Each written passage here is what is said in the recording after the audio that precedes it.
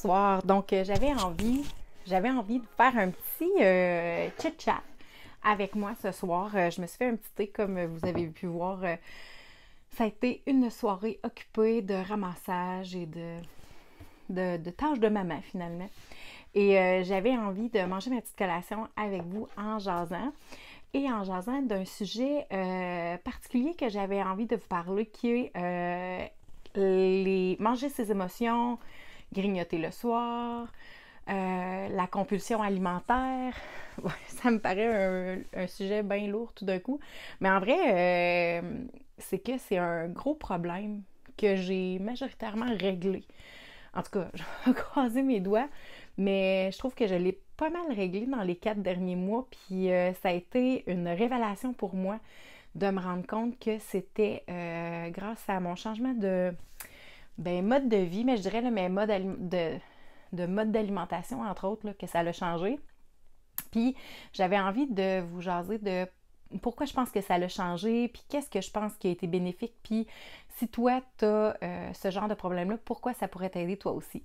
Donc, si tu as un peu de temps, va te chercher un thé, un café, un verre de vin, assieds-toi avec moi, on va jaser. J'avais envie, c'est ça, de te parler de compulsion alimentaire, de manger ses émotions. Ce que j'ai longtemps eu un struggle avec, des grosses difficultés, c'était de manger mes émotions, de manger le soir. En tout cas, j'avais l'impression que je mangeais mes émotions. Finalement, dans les dernières semaines, je me suis rendu compte que ce problème-là avait disparu. Sérieusement, là, il a disparu comme par enchantement. Oui, j'ai encore parfois des petites fringales, mais super contrôlables, super facile à gérer.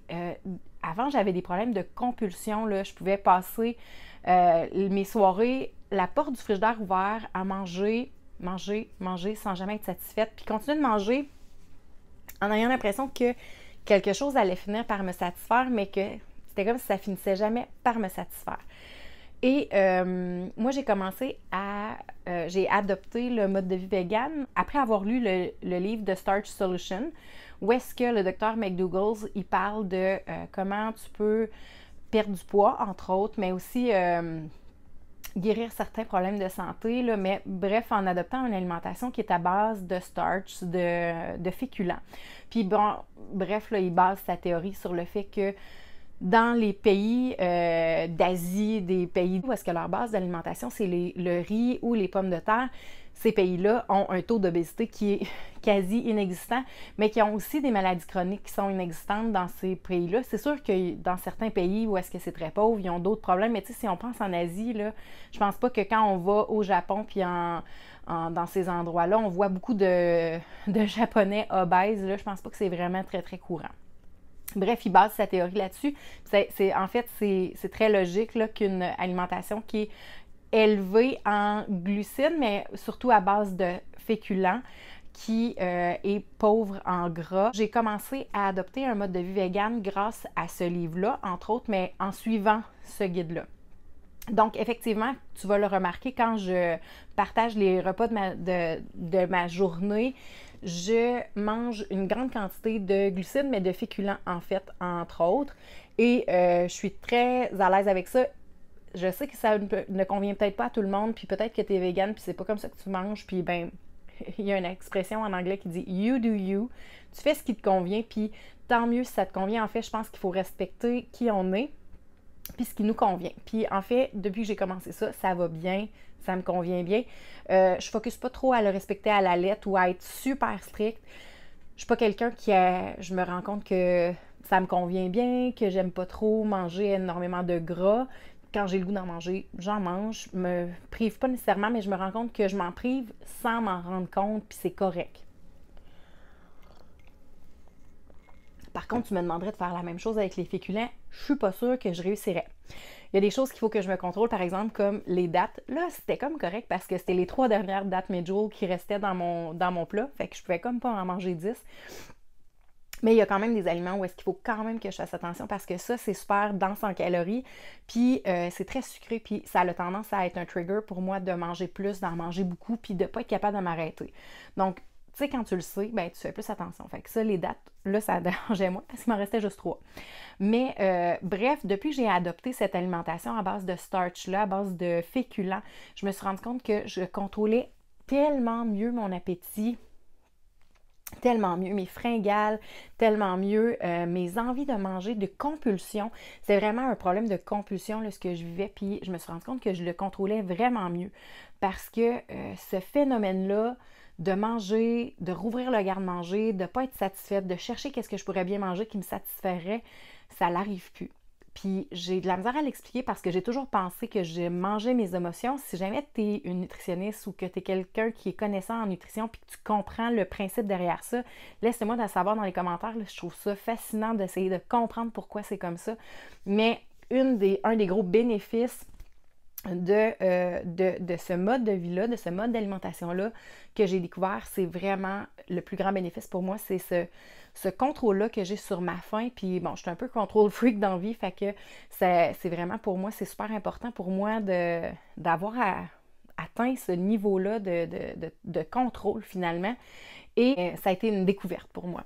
Puis c'est drôle parce que ça fait 3 ans que je coach d'autres femmes qui veulent soit perdre du poids, mais se remettre en forme.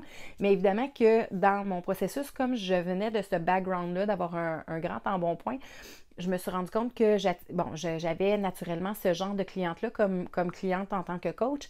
Et certaines ont emboîté le pas d'adopter ce mode de vie-là depuis les dernières semaines. Et ce que je trouve vraiment cool, c'est que les quelques-unes qui ont commencé ça revoient le même bénéfice que moi. Et là, ça, c'est une révélation pour moi parce que je me dis, OK, celles qui ont des problèmes de compulsion, quand on adopte un mode de vie vegan, quand on adopte un mode élevé en starch, où est-ce qu'on, en fait, pas nécessairement élevé en starch, mais où est-ce qu'on va juste moins restreindre les glucides, pas restreindre les féculents, mais qu'on va un petit peu plus limiter les matières grasses, ces femmes-là aussi, je suis pas la seule, on contrôle mieux nos fringales.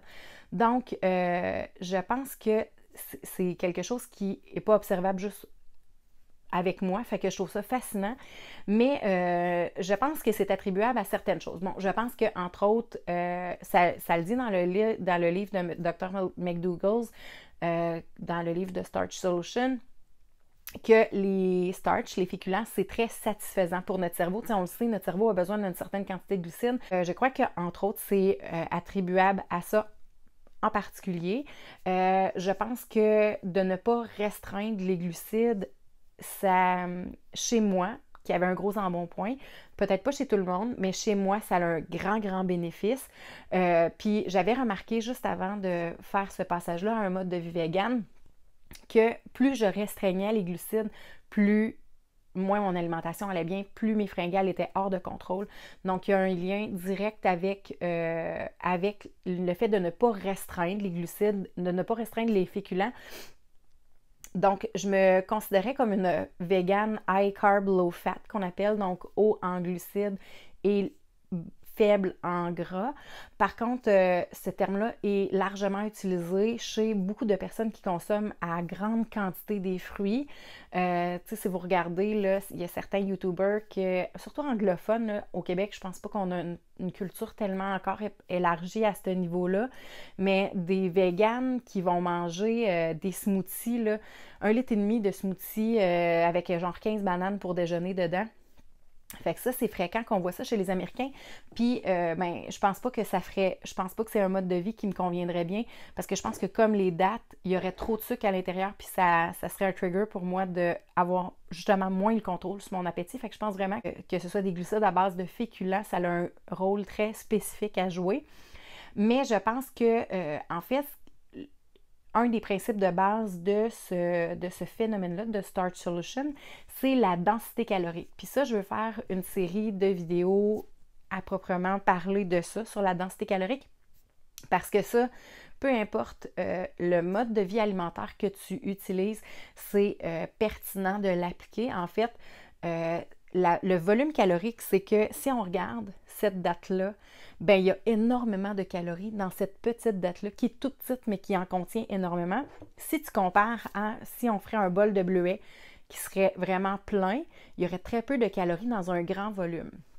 Donc, je pense que ça, c'est attribuable aussi à ça, ce phénomène-là, du fait que je contrôle beaucoup mieux ma faim, beaucoup mieux mes fringales, mais ma compulsion aussi, dû au fait que je mange, avec ce principe-là, une grande quantité, un grand volume d'aliments, mais qui sont très dilués en calories, que même si c'est un gros volume, c'est très peu de calories à l'intérieur. Donc, finalement, je réussis à restreindre mes calories sans le vouloir vraiment parce que je ne restreins pas le volume. C'est prouvé que un être humain, d'une journée à l'autre, ne mangera pas nécessairement le même nombre de calories, mais il va rechercher le même volume d'aliments parce que probablement à cause de la grosseur de notre estomac, on va vouloir être plein pour être à satiété, mais finalement, être plein avec un certain volume, si tu te remplis ton estomac d'un volume de date, ça n'aura pas le même nombre de calories que si tu le remplis avec des aliments qui sont plus dilués en calories, mais qui ont un plus gros volume, comme le riz, comme les fruits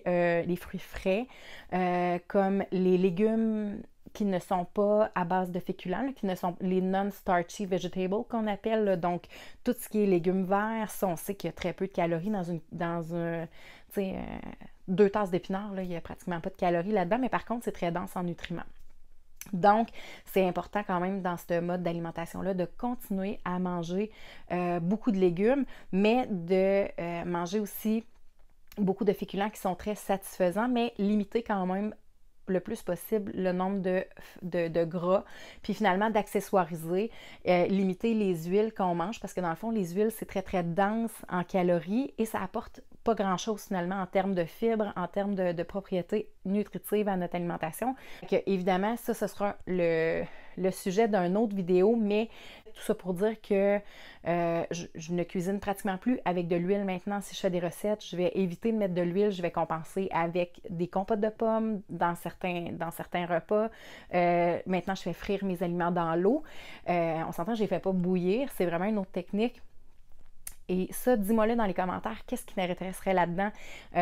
Donc, il y a plein de vidéos que j'ai en tête là, que j'aimerais comme découler de ce dont je parle ce soir, entre autres là, la densité calorique. Donc, prendre le temps de peser les aliments puis de te montrer c'est quoi la densité calorique pour que tu te fasses une image. Moi, je suis vraiment visuelle, puis c'est quand j'ai vu ces vidéos-là de d'autres YouTubers que ça m'a vraiment allumé de dire, OK, dans le fond, je peux manger tout ça dans une journée, puis je vais avoir quand même énormément mangé en volume, mais en termes de calories, ça va être vraiment plus restreint. Mais bref, à ce soir, j'avais vraiment le goût de te parler de ce phénomène-là, de comment je me sens libre maintenant face à la nourriture. J'avais envie de t'en parler ce soir. Je pense que je te retiendrai pas beaucoup plus longtemps. Dis-moi si le sujet de la vidéo de ce soir, si ça a été quelque chose qui t'a appris quelque chose, si c'est quelque chose que tu vis, toi, la compulsion alimentaire, laisse-le-moi savoir dans les commentaires. Écris-moi en privé au pire si tu n'oses pas le dire en public. Est-ce que toi, la densité calorique, là, ce que j'expliquais au niveau du volume d'un aliment par rapport à sa quantité de calories, est-ce que toi, ça t'intéresserait de le voir concrètement là, avec plein d'aliments là, comparés? Bref, dis-moi dans ce que j'ai expliqué, qu'est-ce qui t'a piqué ta curiosité? N'hésite pas à t'abonner parce que je vais publier une nouvelle vidéo comme ça tous les lundis. Je te souhaite une bonne fin de soirée. Bye!